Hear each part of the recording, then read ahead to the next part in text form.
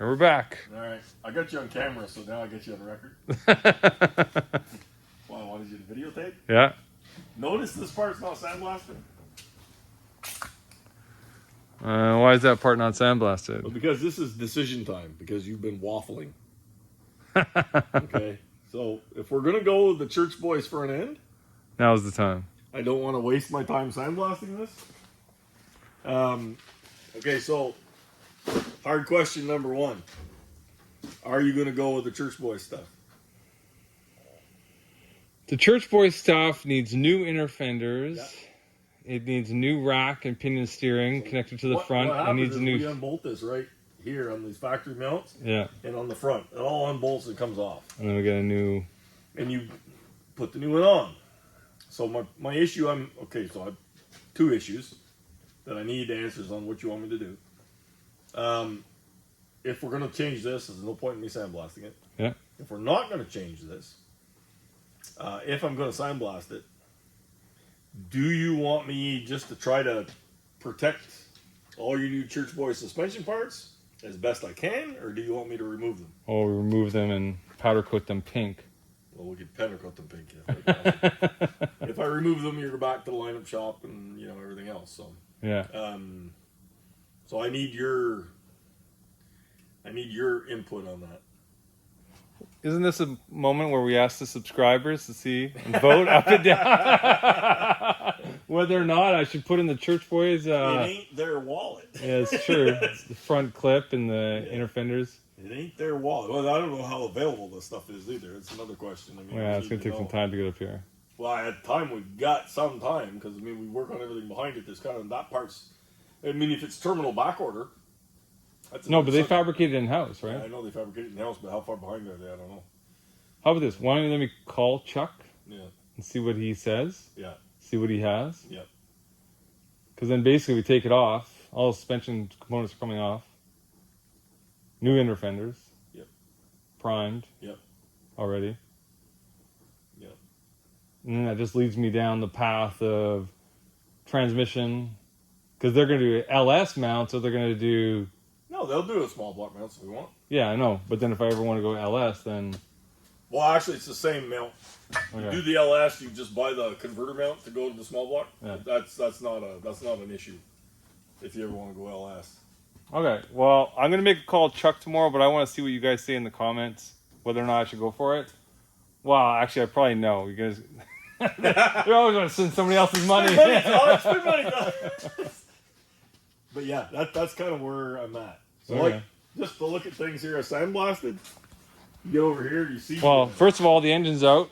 We're gonna pick away at this tonight. The engine's out, and we've taken care of all the glass and stuff that wasn't out of it. Found just a little bit of rust in here, very little. And there's a little spot in the trunk like that. Overall, the car is mega solid. No big surprises, no big issues. The only real issues were in those quarter panels, Yeah. Trunk drop downs came in, so that's awesome. So we can start welding new quarter panels on. I just want to show the rockers, no rust. Yeah, and we did. I had John sandblast the crap out of them. Yeah. I said hit them hard, But look at the floor. Look how nice that is. Sandblasted floor. How many stock Chevy 2 floor pans you see like that? Todd did not put it in.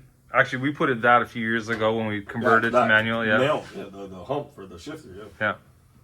Yeah. And then I saw you didn't sandblast the mini tubs. No. Or just the edges. That actually just kind of overspray. Yeah. It's but I mean those are all new. Yeah. We'll sand them, and then paint them with everything else. Yeah. But that's pretty basic. Yeah, you can see where all this was cut out when we narrowed it. Put the bigger mini tubs. We had to narrow all this. We had to cut the rear seat frame down. Yeah. Went through all kinds of stuff for that. But it wasn't bad. No. Scared you a little bit when I started cutting your car apart. I was in there too. Yeah, you weren't totally comfortable with it, as I recall. The only time I didn't get comfortable was when we were cutting underneath, and then the carpet inside caught on fire. That carpet. That carpet was sitting out back here, and I'm working away one day, and there's all stinky smoke. I'm like, still it was burning. a week later, and we'd watered the crap out of it and everything else. That son of a gun started on fire again, just sitting there. No, just because like the seats were in the car, everything was in the car, and then the car was also 10 feet in the air, and I was like, oh shit. It's not if a car is going to start on fire when you're welding it. It's just how When. often and how bad will it be. Yeah. It happens all the time. But anyway, that's about all. You know, like I say, everything back here is nice and super solid. And Yeah. it's all good, ready to rock. I don't know. No big updates really on that part. It's just more or less the decision. You need to make me a decision before I do this. I need your direction, what you want me to do, and that's, you know.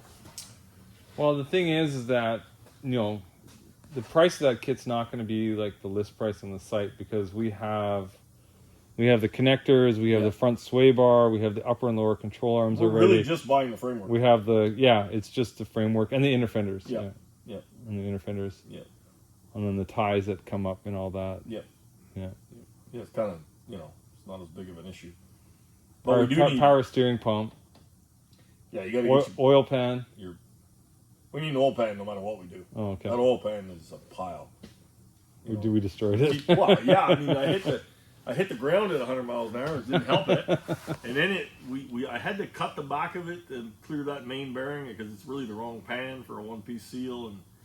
And we'll upload the video of us at the racetrack and.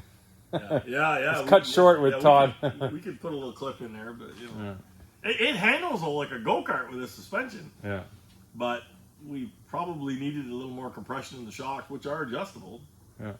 If I was going to send it that hard, but I touched a little. I didn't know it was leaking. Anyway, the pan's a pile. The pan. We're changing the pan no matter what we do. Yeah. That I can guarantee you. So then we got to. So we get that little issue, but I mean that's we're going to freshen that motor up. Yeah. And so we'll change the pan, and then either way, will depend. It'll make a difference on what pan we order.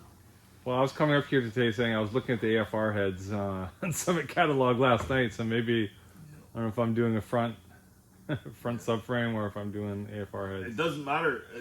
I don't care how we do it because I like the way the car handles now. I'm not necessarily married to the idea of doing the other one. I just don't want to do a bunch of work on this, put a bunch of materials and time into it, and then change game plan. Yeah.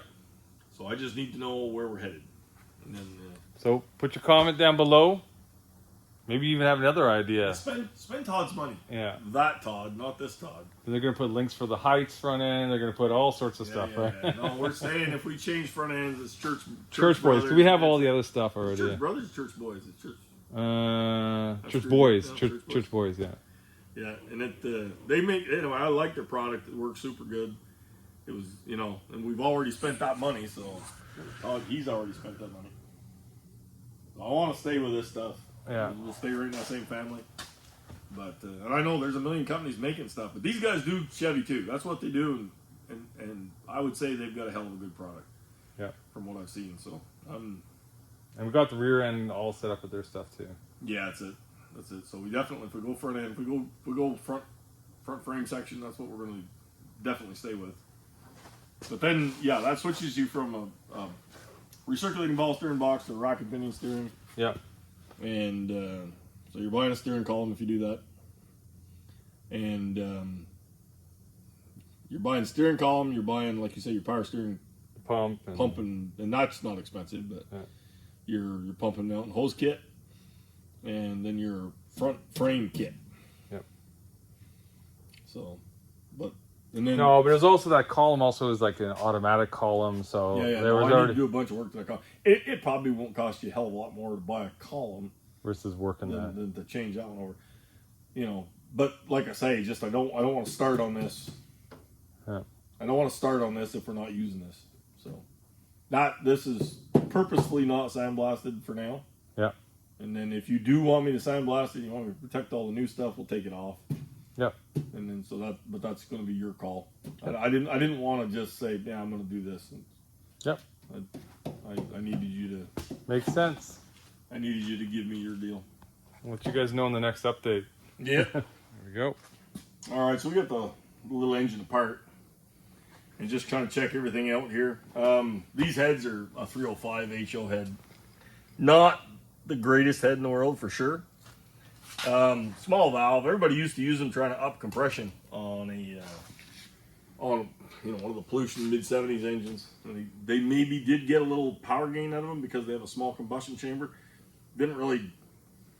There's no flow. I mean, the valve is small. There's no airflow. Maybe you did gain a little bit of torque, maybe a little bit below 5,000 RPM. After that, it was all over. This engine has flat top pistons, so really, it's got a lot of compression. Probably all it needs, really. Really, what we need is a bigger head on this thing. Yeah. This engine, it hurts it a little bit later on. So we've got it apart. It's out of the car. You know, you don't have a lot of miles on this motor. Nah. But a few thousand, yeah. Pretty basic re-ring, re-bearing, pretty basic build.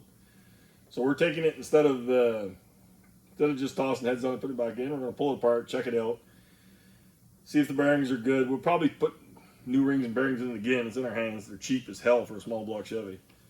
So we're just going through it. I mean, everything. I pulled one bearing off. Everything looked excellent.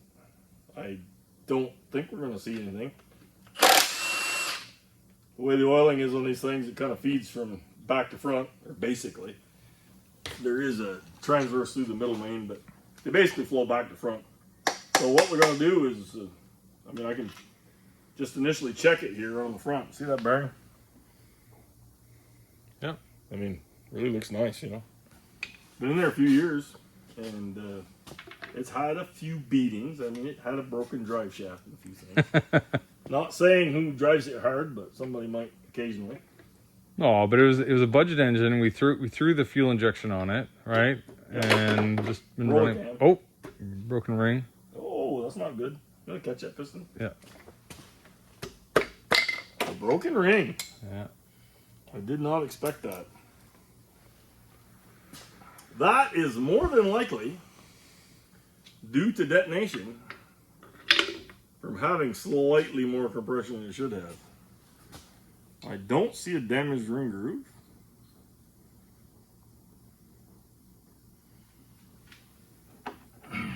Boy, that ring is broke too. Yeah.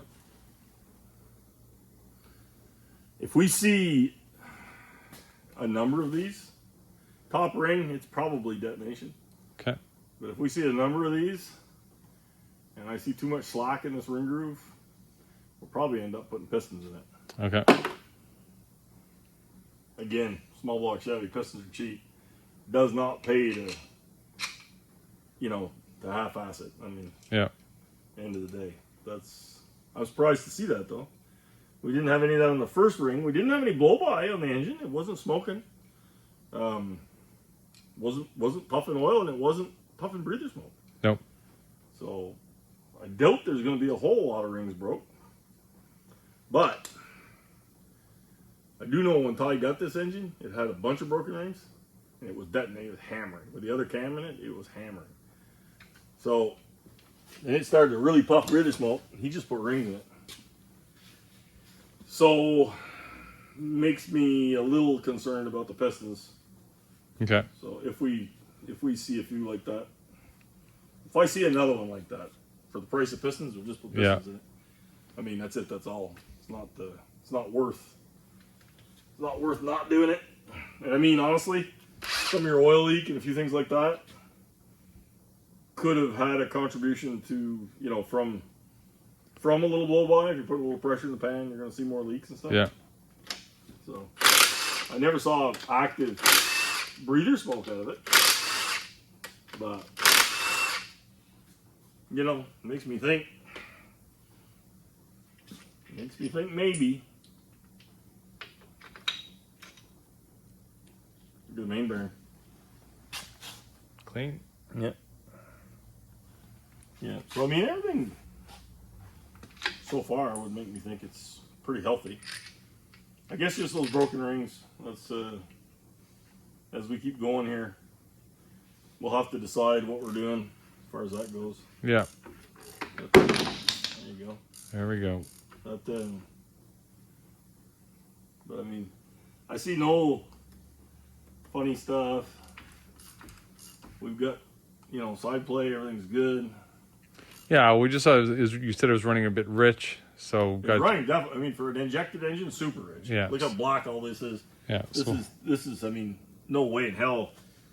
I'm sure we've got an O2 sensor that's going or something. We'll do the O2 sensor and double check the tune, and We'll have to.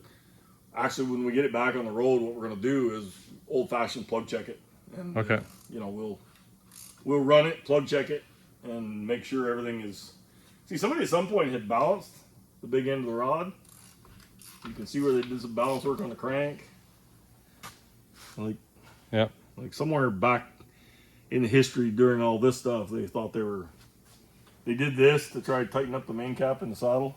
Mm-hmm. All the axes, yeah. They obviously worked a little bit, so they'll peen that, trying to tighten it up. It's not mega tight, it's not mega loose right now. The way the bearing's looking and everything, I guess I'm not really going to say it's worth worrying about. But I'm pretty comfortable with just staying like that. If all the mains look like that, I'm not at all concerned with this little deal. If I see something that's goofy, I don't like, we'll just get it line honed. Yep. What they do, they'll put a little.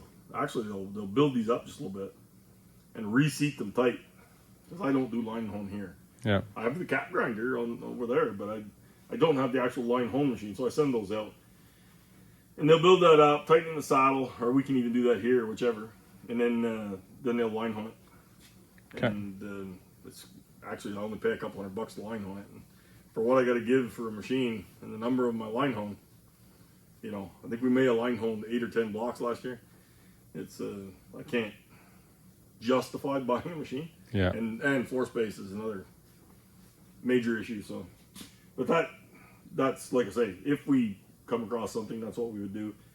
I think we're not going to see anything because I'm far enough up the line. If something was coming apart, it would be feeding shit all the way up through here. So I don't really anticipate any issue. The only other question then is just how many more broken rings do we have? I don't see any marks in the cylinder from broken rings. There's no scratching. There's no nothing. I'm very puzzled by that. It's strange, but Well, all discovery, we'll figure it out. Yep. Where's parts? That's it.